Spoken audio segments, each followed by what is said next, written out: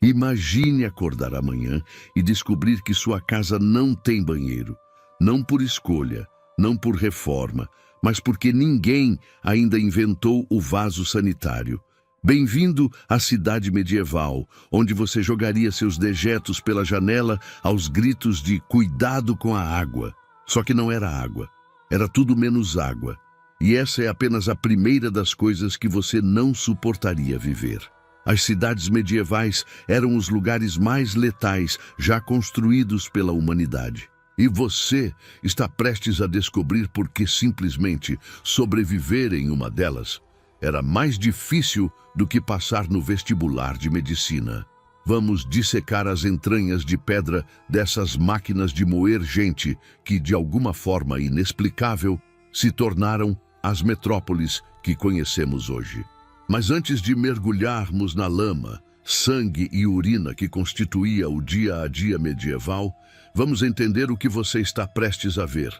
Uma jornada pelas maiores cidades da Idade Média, desde Paris até Constantinopla, revelando os segredos sujos, literalmente, que os livros de história preferem ignorar, e mostrando como esses amontoados caóticos de miséria humana conseguiram, contra todas as probabilidades, se transformar no que temos hoje.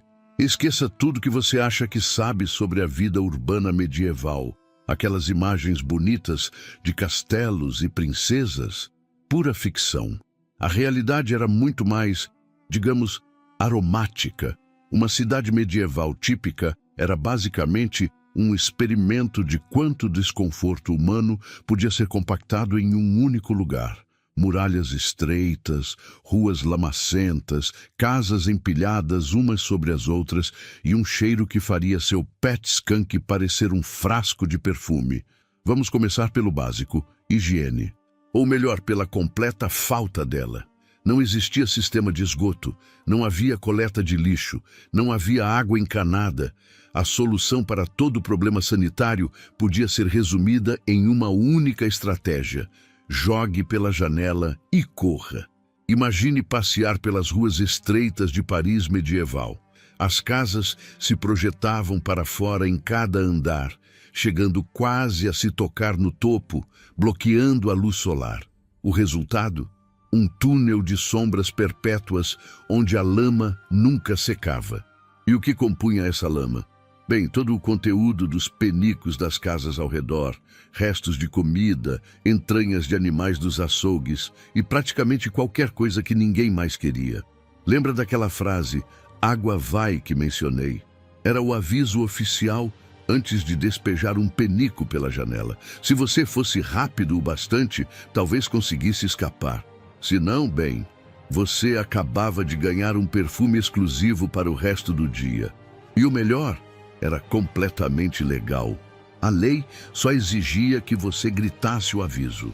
Depois disso, era cada um por si. Em Londres, o rio Tâmisa era simultaneamente a principal fonte de água potável e o principal depósito de lixo e esgoto. Pegue um momento para processar isso. As pessoas bebiam do mesmo rio onde jogavam suas fezes. Era como se hoje você defecasse na sua própria caixa d'água e depois achasse totalmente normal beber dali. Mas não culpe apenas a falta de conhecimento sobre germes, embora isso certamente não ajudasse. O verdadeiro problema era estrutural. Cidades medievais cresceram organicamente, sem planejamento. Imagine se seu bairro fosse construído por uma criança de 5 anos empilhando blocos de Lego aleatoriamente, e você terá uma ideia bastante precisa do planejamento urbano medieval. As ruas não seguiam nenhuma lógica. Elas simplesmente apareciam onde as pessoas decidiam caminhar com frequência suficiente para criar um caminho. Resultado? Labirintos impossíveis, onde até os moradores locais se perdiam regularmente. Sem iluminação pública à noite, sair após o pôr do sol era basicamente uma aventura estilo Dark Souls, só que sem a opção de reiniciar o jogo. E aí chegamos à joia da coroa da experiência urbana medieval: o cheiro. O historiador francês Alain Corbin chamou as cidades medievais de infernos olfativos. Tente imaginar Lixo em decomposição, esgoto a céu aberto, animais mortos, curtume de couro, um processo que usava urina e fezes de cachorro, oficinas despejando produtos químicos e milhares de pessoas sem acesso a banhos regulares, tudo concentrado dentro de muralhas que bloqueavam a circulação de ar. O cheiro era tão permanente que ninguém mais o notava. Os visitantes de áreas rurais frequentemente vomitavam ao entrar nas grandes cidades pela primeira vez. Era como se cada cidade tivesse sua própria assinatura olfativa. Paris cheirava diferente de Londres, que cheirava diferente de Florença. Não melhor apenas, diferente. Agora você deve estar se perguntando, por que alguém escolheria viver nesses pesadelos fétidos? Bem, por uma razão simples: oportunidade. As cidades, por mais miseráveis que fossem, representavam liberdade. Um servo que conseguisse viver em uma cidade por 1 ano e 1 dia, sem ser recapturado por seu senhor feudal, tornava-se legalmente livre. O ar da cidade liberta, dizia um provérbio alemão da época. E apesar de toda a sujeira, doença e perigo, as cidades eram onde o dinheiro estava. Comércio, artesanato, bancos, universidades, tudo acontecia dentro daqueles muros superpovoados. Então, as pessoas continuavam vindo, dispostas a arriscar morte por disenteria em troca da chance de uma vida melhor.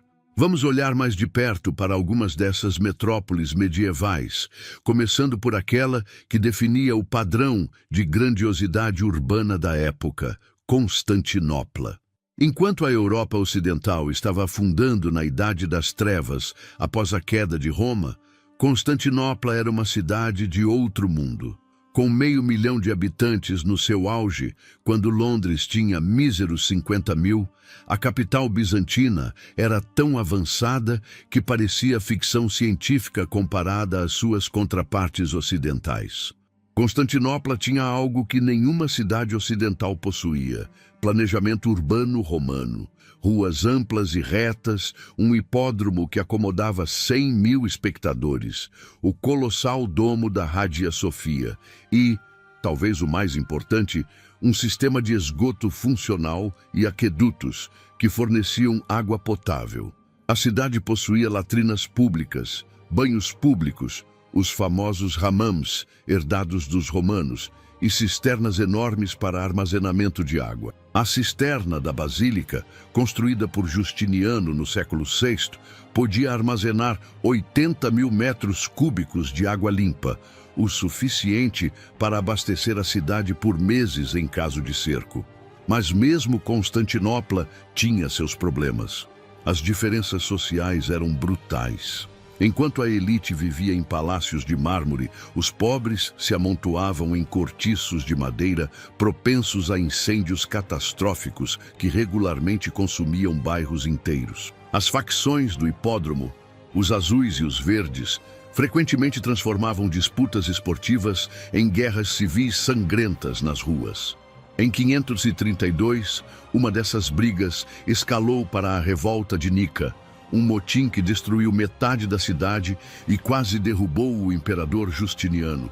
30.000 pessoas foram mortas quando o general Belisário e suas tropas encurralaram a multidão no hipódromo e simplesmente massacraram todos. Imagina se torcedores do Flamengo e Corinthians fossem tão longe que o exército precisasse intervir e executar todo mundo no Maracanã? Pois é, Constantinopla era esse nível de intensa. O mais irônico, essa cidade magnífica, que por 1000 anos foi a maior, mais rica e mais sofisticada da cristandade, acabou destruída não por muçulmanos, embora eles tenham finalmente conquistado o que restou, mas por cristãos. Em 1204, a Quarta Cruzada, que deveria estar lutando contra infiéis, decidiu que saquear a maior cidade cristã do mundo seria mais lucrativo. Cavaleiros europeus roubaram tudo que podiam carregar, incluindo a famosa quadriga de bronze dourado que hoje adorna a Basílica de São Marcos, em Veneza. Coisas que não podiam levar, eles destruíram por pura maldade. Estátuas clássicas foram derretidas pelo bronze.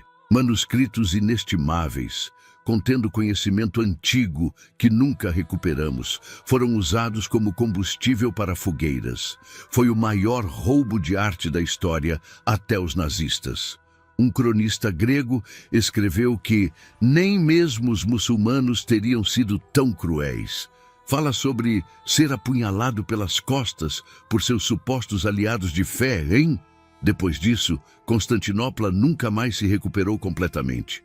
A grande cidade que uma vez fez Paris parecer uma vila de província, definhou até sua queda final para os otomanos em 1453. Falando em Paris, vamos atravessar o continente para a capital francesa, que durante a Idade Média transformou-se de assentamento provincial romano em uma das cidades mais importantes da Europa. Paris medieval tinha duas características definidoras: a Île de la Cité, a ilha no meio do Sena, onde a Catedral de Notre-Dame seria construída, e um muro. Na verdade, vários muros, cada vez mais amplos à medida que a cidade crescia. O que fazia de Paris especial era a combinação de três poderes. A coroa, os reis da França, gradualmente estabeleceram sua capital ali, a igreja, com a construção da Notre-Dame a partir de 1163, e as universidades. A Universidade de Paris, fundada por volta de 1150, atraía estudiosos de toda a Europa para o Quartier Latin, assim chamado porque era onde se falava latim, a língua dos acadêmicos. Mas a vida acadêmica parisiense não era exatamente como imaginamos hoje. Os estudantes medievais eram notoriamente violentos e indisciplinados. Armados com adagas, que era comum todos carregarem, eles frequentemente entravam em conflito com os cidadãos locais. Em 1229, uma briga de bar escalou para uma greve universitária de 2 anos após a Guarda Real matar vários estudantes. Para a maioria dos parisienses comuns, a vida girava em torno do comércio. As pontes sobre o Sena não eram apenas passagens, mas ruas comerciais lotadas de lojas e casas. A ponte Notre-Dame tinha prédios de 4 andares em ambos os lados, criando uma rua coberta sobre o rio. Essas estruturas regularmente desabavam quando a ponte cedia sob o peso, afogando todos os moradores. Em 1499, toda a ponte desabou, matando centenas, mas isso não impediu que fosse reconstruída exatamente da mesma forma. Paris medieval era dividida por ofícios. Cada rua abrigava um tipo de comércio, muitos dos quais sobrevivem nos nomes das ruas até hoje. Rue de la Boucherie, dos açougueiros, Rue de la Verrerie, dos vidraceiros, Rue de la Ferronnerie, dos ferreiros. Os artesãos não apenas trabalhavam, mas viviam em suas lojas, com a família ocupando os andares superiores sobre a oficina no térreo. O mais fascinante sobre Paris era seu paradoxo. Abrigava simultaneamente algumas das mentes mais brilhantes da época e algumas das condições mais repulsivas de vida. Os mesmos parisienses que debatiam teologia e filosofia nas universidades navegavam diariamente por ruas onde o lixo podia literalmente atingir a altura dos joelhos. Em dias de chuva forte, o Sena transbordava, misturando suas águas, já contaminadas com dejetos, com o conteúdo das fossas das latrinas públicas. O resultado: uma sopa tóxica que invadia casas, lojas e igrejas. Depois que a água baixava, a lama contaminada que restava causava epidemias devastadoras. E ainda assim, Paris crescia. No século XIV, tinha cerca de 200 mil habitantes, tornando-se a maior cidade da Europa Ocidental. Quando a peste negra chegou em 1348, matou quase metade da população. Mas Paris, como um organismo resiliente, simplesmente absorveu novos migrantes das áreas rurais e continuou crescendo. Cruzando o Canal da Mancha, encontramos Londres, uma cidade que começou como um posto avançado romano chamado Londinium e, contra todas as probabilidades, se transformou na capital de um império global. A Londres medieval era definida pelo rio Tâmisa, não apenas como fonte de água, mas como sua principal via de transporte. O rio estava constantemente congestionado com barcos de todos os tipos, desde pequenos táxis aquáticos, chamados wherries, até grandes navios comerciais. A London Bridge, a única ponte da cidade até 1750, era uma maravilha arquitetônica e um pesadelo logístico. Construída com 19 pequenos arcos, a ponte bloqueava o fluxo natural do rio, criando corredeiras perigosas que regularmente afogavam passageiros desafortunados. Por isso o ditado "London Bridge is falling down" não era apenas uma canção infantil, mas uma realidade constante. A ponte estava literalmente sempre caindo aos pedaços. Como Paris, a London Bridge era uma rua comercial elevada, com prédios de vários andares em ambos os lados. Diferentemente de Paris, tinha uma característica extra macabra. As cabeças decepadas de traidores eram expostas em estacas sobre o portão sul da ponte. Algumas permaneceram lá por décadas, até que os corvos tivessem arrancado toda a carne e o vento e a chuva tivessem branqueado os crânios. Qual era a reação das pessoas a esse espetáculo horripilante? Basicamente, nenhuma. Os londrinos simplesmente passavam pelas cabeças em decomposição a caminho do mercado, talvez fazendo uma piada ocasional sobre a expressão particularmente indignada de algum nobre recentemente executado. A morte era tão onipresente na vida urbana medieval que se tornou invisível. A Torre de Londres, que hoje é uma atração turística, era genuinamente temida pelos cidadãos medievais. Não era apenas uma prisão para nobres caídos em desgraça, embora também fosse isso, mas o centro administrativo da autoridade real. Quando o estandarte real estava hasteado na torre, significava que o monarca estava na cidade, uma notícia que nem sempre era bem recebida. O que tornava Londres única era sua relativamente avançada estrutura de autogoverno. Enquanto outras cidades europeias ainda estavam sob controle direto de reis ou bispos, Londres tinha seu Lord Mayor e sua corporação, uma administração municipal que defendia zelosamente seus privilégios contra a coroa. A Magna Carta de 1215 especificamente protege as antigas liberdades da cidade de Londres, o único município mencionado por nome no documento. Mas isso não significa que a Londres medieval era democrática. O poder estava firmemente nas mãos das guildas mercantis, organizações poderosas que controlavam cada aspecto do comércio e artesanato. Queria abrir uma padaria? Precisava ser membro da guilda dos padeiros. E para se tornar membro, precisava nascer na família certa ou completar um aprendizado de 7 anos sob um mestre. Nem pensar em simplesmente pendurar uma placa e começar a vender pão. Outro aspecto distintivo de Londres era seu antissemitismo institucionalizado. Os judeus, inicialmente encorajados a se estabelecerem na cidade por Guilherme, o Conquistador, tornaram-se vítimas de violência crescente. Em 1190, um pogrom matou centenas. Em 1290, todos os judeus foram oficialmente expulsos da Inglaterra, o primeiro banimento nacional de judeus na Europa. Não puderam retornar legalmente por quase 400 anos, até que Oliver Cromwell reverteu a proibição em 1657. Enquanto a nobreza e o clero construíam palácios e catedrais esplêndidas, a maioria dos londrinos vivia em casas de madeira de 2 andares, com o andar térreo servindo como oficina ou loja. Os telhados eram cobertos de palha, um material barato e disponível, mas incrivelmente inflamável.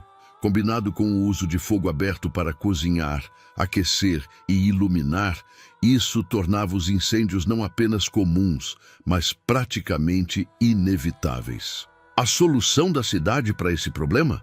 Basicamente, gritar muito. Brigadas de incêndio consistiam em linhas de cidadãos passando baldes de água. Quando isso inevitavelmente falhava, a estratégia era derrubar casas próximas para criar corta-fogos. Spoiler: isso também geralmente não funcionava muito bem. O Grande Incêndio de Londres, de 1666, tecnicamente fora da Idade Média, mas resultado direto do planejamento urbano medieval, destruiu 80% da cidade, incluindo 13.000 casas e 87 igrejas. Curiosamente, esse desastre acabou sendo uma bênção disfarçada, permitindo a reconstrução de Londres com ruas mais largas, prédios de tijolos resistentes a fogo e os primeiros códigos de construção abrangentes. Atravessando os Alpes, chegamos à Itália, berço do Renascimento e lar de algumas das cidades-estado mais prósperas da Europa medieval tardia. Florença, Veneza, Gênova, Milão, cada uma era praticamente um país independente com sua própria moeda, exército e política externa. Veneza era, sem dúvida, a mais singular. Construída sobre 118 ilhotas em uma lagoa pantanosa, a cidade literalmente emergia das águas. Sem terra para a agricultura e poucas fontes naturais de água doce, Veneza parecia destinada ao fracasso. Em vez disso, tornou-se a superpotência comercial do Mediterrâneo medieval. O segredo de Veneza? Localização, localização, localização e também um pouco de roubo descarado. Posicionada estrategicamente entre o Ocidente e o Oriente, Veneza monopolizou o comércio de especiarias, seda e outros bens de luxo. Após a Quarta Cruzada, aquela que mencionei ter saqueado Constantinopla, os venezianos roubaram não apenas tesouros, mas indústrias inteiras. Eles literalmente sequestraram artesãos bizantinos e os forçaram a estabelecer suas oficinas em Veneza. A cidade era governada por um sistema único, uma república oligárquica liderada pelo Doge, um líder eleito vitalício, cujo poder era cuidadosamente limitado por um complexo sistema de conselhos. O Conselho dos 10, um comitê de segurança, tinha uma rede de espiões e informantes que faria a KGB se sentir insegura. As denúncias anônimas eram encorajadas através das infames bocas de leão, caixas de correio em formato de cabeça de leão espalhadas pela cidade, onde qualquer um podia depositar acusações contra seus vizinhos. Veneza também inventou a quarentena. O termo vem de 40 diurni, ou 40 dias, o período que navios suspeitos de transportar doenças eram forçados a esperar antes de desembarcar. Em uma época em que outras cidades europeias perdiam metade de sua população para epidemias, essa medida simples, mas eficaz, salvou incontáveis vidas venezianas. Mas o aspecto mais surpreendente de Veneza medieval era seu controle ambiental. Para construir em terreno pantanoso, os venezianos desenvolveram técnicas sofisticadas de fundação, cravando milhares de estacas de madeira no fundo lodoso da lagoa. Ou madeira, submersa em água salgada sem contato com o oxigênio, não apodrecia. Ao contrário, mineralizava-se, tornando-se praticamente pedra. A Basílica de São Marcos e o Palácio Ducal, colossais estruturas de mármore, estão literalmente flutuando sobre florestas petrificadas. O transporte em Veneza era exclusivamente aquático ou pedestre. As gôndolas, hoje atração turística, eram o principal táxi da cidade. Diferentemente das gôndolas turísticas modernas, eram mais simples e frequentemente tinham pequenas cabines fechadas para a privacidade, muito usadas para encontros românticos ilícitos ou discussões políticas sensíveis. Florença, por outro lado, representava um tipo diferente de poder urbano, baseado não no comércio marítimo como Veneza, mas em finanças e manufatura. Os banqueiros florentinos financiavam reis e papas. A moeda florentina, o florim de ouro, era tão confiável que funcionava como uma espécie de dólar medieval, aceito em transações internacionais em toda a Europa. Politicamente, Florença oscilava entre períodos republicanos e domínio de facto por famílias poderosas, principalmente os Médici, que governaram a cidade por gerações sem jamais assumir oficialmente o título de monarcas. Como dizem, Se você controla o banco que financia o governo, não precisa ser o governo. O centro de Florença era dominado pelo Duomo, a impressionante catedral, com sua cúpula projetada por Brunelleschi, um feito de engenharia tão avançado que ainda hoje engenheiros estudam como ele conseguiu construí-la sem andaimes modernos. Ao lado, o batistério com suas famosas portas de bronze dourado, que Michelangelo chamou de Portas do Paraíso. Mas nem tudo era arte e alta cultura em Florença. A cidade era dividida por rivalidades familiares sangrentas que fariam os Montecchios e Capuletos parecerem amigáveis.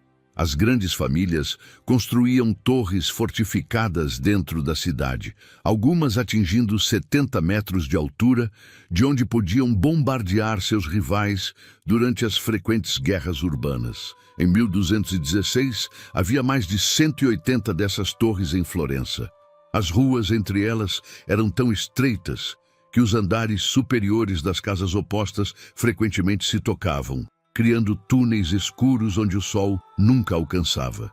Durante conflitos, as famílias simplesmente bloqueavam as ruas com correntes e transformavam bairros inteiros em fortalezas privadas. As cidades alemãs da Liga Hanseática formavam uma categoria própria. Essa aliança comercial de cidades do norte da Europa, incluindo Lübeck, Hamburg, Bremen e dezenas de outras, estabeleceu um dos primeiros blocos econômicos integrados. Não era exatamente um país, mas suas cidades, membros seguiam regras comerciais comuns, usavam sistemas legais semelhantes e uniam forças militarmente quando necessário. O que tornava as cidades hanseáticas distintas era seu foco em comércio marítimo e fluvial, conectando o Mar Báltico e o Mar do Norte com o interior europeu. Seus edifícios característicos incluíam enormes armazéns de tijolos vermelhos e casas de mercadores com fachadas escalonadas que permanecem ícones da arquitetura do norte europeu. Outra peculiaridade: as cidades hanseáticas eram quase exclusivamente protestantes após a Reforma, enquanto o sul da Europa permanecia católico. Isso influenciava todos os aspectos da vida urbana. Desde a arquitetura, igrejas protestantes tendiam a ser mais austeras, até regulamentação social. Cidades protestantes costumavam ter leis mais rígidas contra diversões frívolas, como teatro e dança. A Liga Hanseática eventualmente entrou em declínio quando os Estados-nação modernos surgiram e o centro do comércio global se deslocou para o Atlântico. Mas durante seu auge medieval, representava uma forma única de poder urbano que transcendia fronteiras nacionais. No extremo sul da Europa, as cidades islâmicas da Península Ibérica, como Córdoba, Granada e Sevilha, representavam um tipo completamente diferente de urbanismo medieval, muito mais avançado em certos aspectos. Enquanto Paris e Londres chafurdavam em seu próprio lixo, Córdoba tinha iluminação pública, 700 mesquitas, 900 banhos públicos e a maior biblioteca do mundo ocidental, com mais de 400 mil volumes. Para comparação, a biblioteca da Abadia de St. Gall, uma das maiores da Europa cristã na mesma época, tinha cerca de 600 livros. As cidades islâmicas eram planejadas seguindo princípios distintos dos europeus. Em vez de praças abertas, focavam em pátios privados. As ruas residenciais eram intencionalmente estreitas e sinuosas, para proporcionar sombra e privacidade, enquanto avenidas comerciais podiam ser surpreendentemente amplas e retas. O conceito de privacidade era tão importante que casas eram construídas com entradas desencontradas. Você nunca podia ver diretamente da porta para o interior. Os banhos públicos, uma raridade na Europa cristã, onde eram frequentemente associados à imoralidade, eram centrais na vida social das cidades islâmicas, tanto por razões religiosas quanto de higiene. A Alhambra em Granada, um complexo palaciano que sobreviveu até hoje, demonstra o requinte da engenharia hidráulica islâmica, construída no topo de uma colina possui fontes, piscinas e jardins irrigados por um sistema de aquedutos e cisternas tão bem projetado que ainda funciona. O sistema de abastecimento de água era sofisticado a ponto de as casas terem duas fontes de água separadas, uma para beber e cozinhar, outra para limpeza e irrigação. Compare isso com Londres, onde as pessoas literalmente bebiam do Tâmisa contaminado. Mas talvez a maior contribuição das cidades islâmicas medievais tenha sido institucional: os hospitais. O Bimaristan, ou Hospital Islâmico Medieval, foi o primeiro a separar pacientes por doença, manter registros médicos e exigir formação específica dos médicos. O Hospital de Al-Mansur, em Cairo, fundado em 1284, tinha alas separadas para febres, oftalmologia, cirurgia e doenças mentais, e oferecia tratamento gratuito para todos. Na mesma época, na Europa cristã, os hospitais eram principalmente hospícios administrados por ordens religiosas, onde doentes iam principalmente para receber conforto espiritual enquanto morriam, não tratamento médico efetivo. Conforme a reconquista cristã avançava, muitas dessas inovações urbanas foram perdidas ou degradadas. Granada, a última cidade islâmica da Península Ibérica, caiu em 1492, encerrando 8 séculos de urbanismo islâmico na Europa. De volta ao norte, em Flandres, atual Bélgica, cidades como Bruges, Ghent e Antuérpia inventavam outro tipo de vida urbana baseada em manufatura têxtil e comércio internacional. Bruges tinha o primeiro mercado de ações do mundo e inventou a letra de câmbio, o ancestral do cheque moderno. Estas cidades flamengas eram famosas por seus imponentes edifícios públicos. O campanário de Bruges, concluído em 1380, abrigava o tesouro municipal e documentos importantes. Sua torre de 83 metros servia como um símbolo visível da independência da cidade, e seu sistema de 47 sinos marcava as horas do dia para todos os cidadãos. O mais impressionante sobre estas cidades era seu poder político.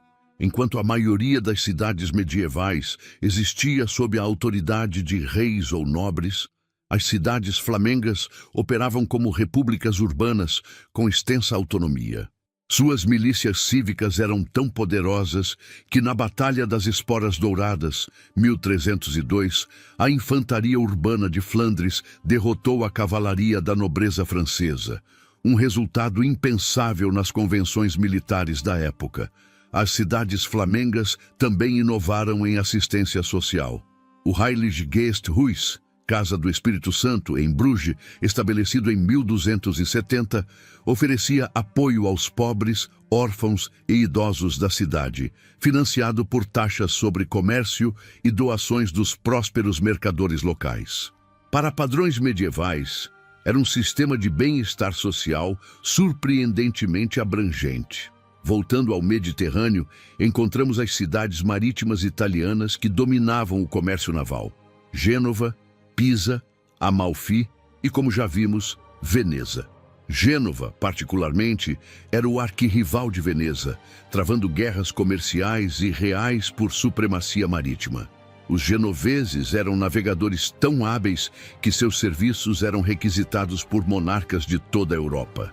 Cristóvão Colombo era genovês, assim como muitos outros exploradores menos conhecidos.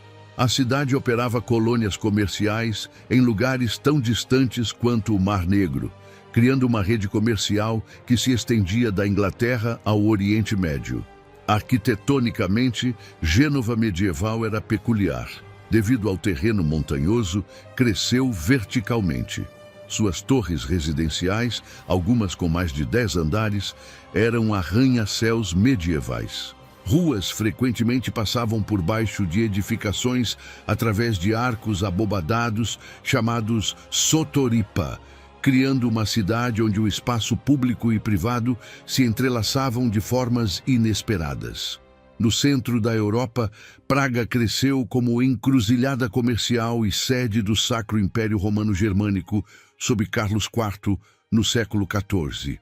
A Universidade de Praga, fundada em 1348, foi a primeira na Europa Central e atraiu estudiosos de toda a região.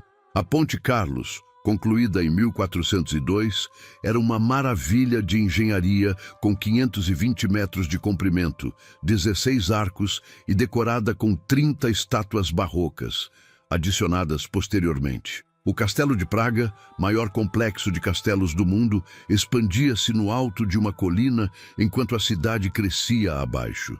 O mais notável sobre Praga era sua diversidade cultural. A cidade abrigava 3 comunidades étnicas principais: checos, alemães e judeus, cada uma com seu próprio bairro, idioma e tradições. A Cidade Velha, a Cidade Nova e o bairro judeu coexistiam em relativa harmonia, pelo menos em comparação com outras cidades medievais, notórias por pogroms e expulsões. O bairro judeu de Praga, um dos mais antigos da Europa, incluía a Sinagoga Velha Nova, ainda em uso hoje, tornando-a a sinagoga continuamente ativa mais antiga da Europa. O cemitério judeu medieval, não podendo se expandir devido a restrições ao crescimento do bairro, simplesmente cresceu verticalmente. Os mortos eram enterrados em camadas, às vezes com 12 níveis de profundidade. Cidades medievais eram também centros de inovação tecnológica. Augsburgo e Nuremberg, na Alemanha, se tornaram conhecidas por mecânica de precisão e metalurgia. O primeiro relógio mecânico de que se tem registro foi instalado em uma igreja em Milão por volta de 1335, revolucionando como as pessoas experimentavam o tempo. Antes dos relógios mecânicos, o tempo era marcado por sinos de igreja em intervalos irregulares, baseados na duração do dia, que variava com as estações. Após os relógios, o tempo tornou-se uniforme, com 24 horas de duração idêntica, independentemente da época do ano. Esta mudança, aparentemente simples, transformou radicalmente como as pessoas organizavam trabalho, reuniões e vida social. A Torre do Relógio em Praga, instalada em 1410, não apenas marcava as horas, mas também rastreava movimentos astronômicos, fases da Lua e festivais religiosos. Era efetivamente um computador mecânico medieval, demonstrando que a alta tecnologia existia muito antes da era digital. Talvez a maior ironia das cidades medievais seja que, apesar ou por causa de suas condições sanitárias horrendas, elas inadvertidamente produziram populações com maior resistência a doenças. Estudos recentes sugerem que os sobreviventes das múltiplas pragas e epidemias urbanas desenvolveram resistências genéticas que seus descendentes ainda carregam. A peste negra, que matou até 60% da população europeia em meados do século XIV, teve seu maior impacto nas cidades. Mas quem sobreviveu passou adiante genes mais resistentes. Pesquisadores descobriram que europeus com ancestrais das regiões mais devastadas pela peste apresentam maior resistência a HIV e outras doenças, um legado genético das epidemias medievais. Isso levanta uma pergunta.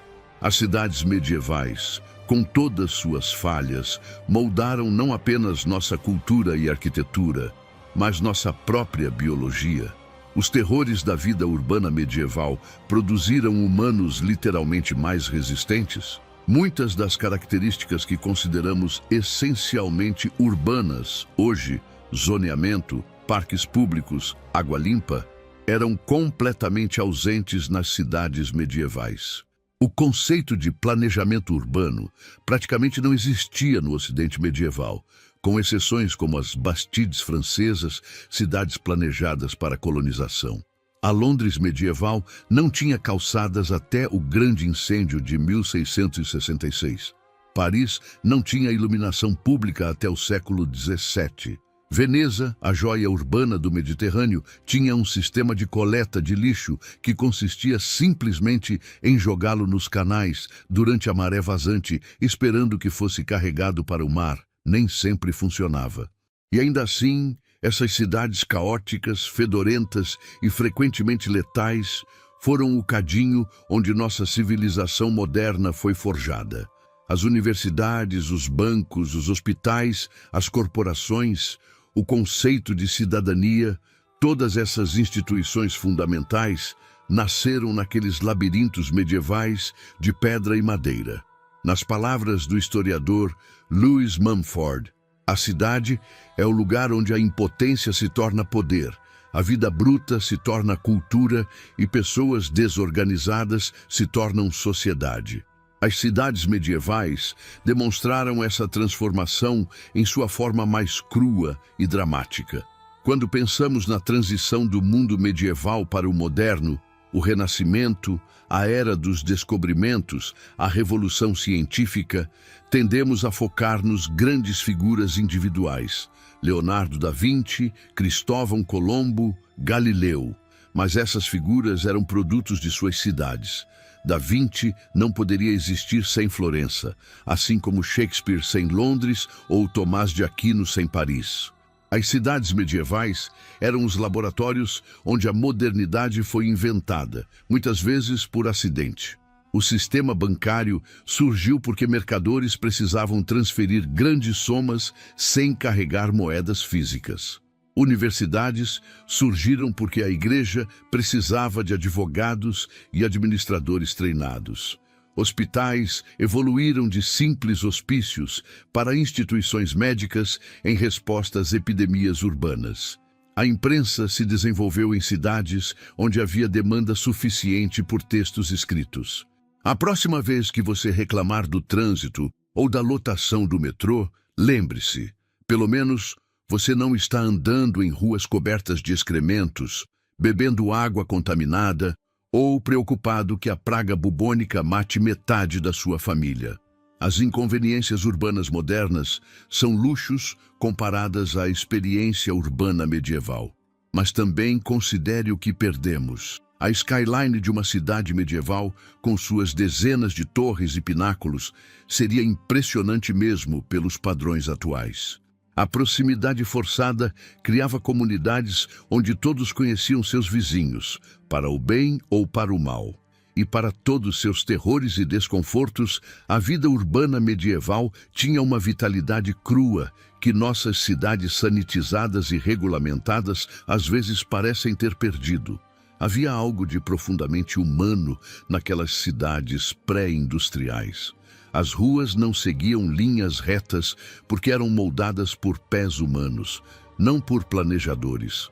Os prédios não eram padronizados, porque cada um era construído individualmente por artesãos, não produzido em massa. O ritmo da vida seguia o sol e as estações, não o relógio digital e o calendário corporativo. A cidade medieval, em toda sua glória caótica e mal-cheirosa, era um reflexo mais direto da condição humana do que nossas metrópoles modernas, imperfeita, confusa, perigosa, mas intensamente viva. Se você viu até aqui, provavelmente está com duas perguntas na cabeça. Primeira, por que ninguém simplesmente construiu banheiros decentes? Segunda, qual era a maior cidade medieval? A resposta à primeira pergunta é surpreendentemente complicada. Banheiros até existiam. As casas romanas tinham latrinas conectadas a sistemas de esgoto. Mas quando as cidades medievais começaram a crescer explosivamente, a infraestrutura não acompanhou. Construir um sistema de esgoto completo era caro e requeria cooperação entre vizinhos que frequentemente se odiavam. Quanto à segunda pergunta, durante a maior parte da Idade Média, a maior cidade do mundo nem estava na Europa, mas na China. Hangzhou, capital da dinastia Song do Sul, tinha cerca de 1 milhão de habitantes no século XIII, aproximadamente 10 vezes mais que Paris na mesma época. Marco Polo, ao visitá-la, chamou-a de a cidade mais esplêndida do mundo.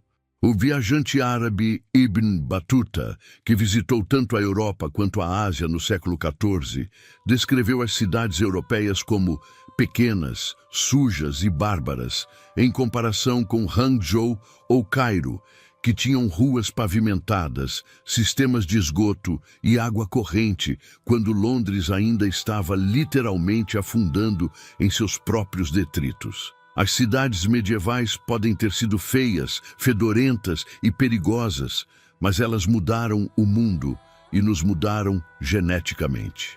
Somos literalmente e figurativamente filhos daqueles amontoados urbanos onde a modernidade nasceu entre pragas, guerras e ocasionais momentos de esplendor.